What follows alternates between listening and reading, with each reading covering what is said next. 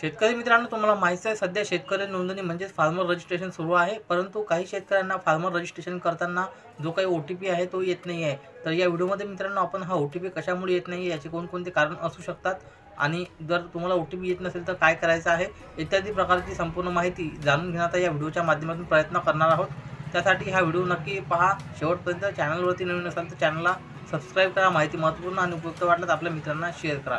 चला मित्रांनो, व्हिडिओ सुरू. शेतकरी मित्रांनो, तुम्हाला फार्मर रजिस्ट्रेशन करण्यासाठी तुम्हाला जे काही आधार कार्डला मोबाईल नंबर लिंक आहे, तुम्हाला या मोबाईलवरती जे काही ओ-टी-पी आहे ते येणार आहे. त्यासाठी मित्रांनो तुम्हाला आधी तुमचं कन्फर्म करून घ्यावं लागेल की तुमच्या आधार कार्डला कोणता मोबाईल नंबर लिंक आहे. त्यासाठी तुम्हाला जे काही आधार पोर्टल आहे, माय आधार पोर्टलवरती डायरेक्ट यायचं आहे. इथे आल्यानंतर चेक आधार व्हॅलिडिटी किंवा चेक व्हॅलिडिटी या ऑप्शनवरती क्लिक करायचं आहे. या ऑप्शनवरती क्लिक केल्यानंतर तुम्हाला जे काही तुमचा आधार कार्ड नंबर आहे टाकायचा आहे. त्यानंतर जो काही कॅप्चा दिलेला आहे तो कॅप्चा या ठिकाणी टाकायचा आणि त्यानंतर जे काही चेक डिटेल किंवा व्हेरीफाय डिटेल करायचं आहे. त्यानंतर जसं तुम्ही तिथे क्लिक कराल त्यानंतर तुमच्या आधार कार्डला कोणता मोबाईल नंबर लिंक आहे त्याची शेवटची डिजिट आहे तुम्हाला या ठिकाणी दिसणार आहे. आता तुम्हाला हा जो काही दिसणार आहे हा नंबर तुमच्याकडे अवेलेबल आहे का हे तुम्हाला कन्फर्म करून आधी घ्यायचं आहे.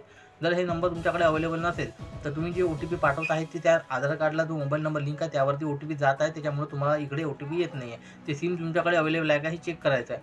जर हे सिम तुमच्याकडे अवेलेबल नसेल तर तुम्हाला काय करायचं आहे, ते एकतर तुम्ही ते नंबर परत घेऊ शकता, कोणी नंबर घेतला नसेल, किंवा तुमच्या आधार कार्डला जे आहे ते नवीन नंबर जे आहे ते लिंक करून घेऊ शकता. यासाठी तुम्हाला जवळच्या आधार सेंटरवरती जाऊन तुमच्या आधार कार्डला मोबाईल नंबर लिंक करायचा आहे. अशा पद्धतीने मित्रांनो ही एक प्रोसेस आहे.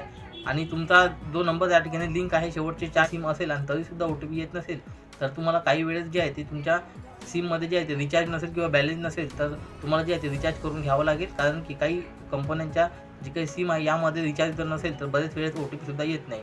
तर अशा पद्धतीने मित्रांनो हे काही महत्त्वाचे असे कारण होते की तुम्हाला कोणत्या कारणामुळे ओ-टी-पी येत नाही आहे ते आपण जाणून घेण्याचा प्रयत्न केलेला आहे. आणि जर तुमचा ओ-टी-पी येत नसेल तर तुम्हाला काय करायचं आहे ते सुद्धा या व्हिडिओमध्ये तुम्हाला सांगण्याचा प्रयत्न केलेला आहे. ही माहिती महत्त्वाची वाटल्यास आपल्या शेतकरी बांधवांना शेअर करा.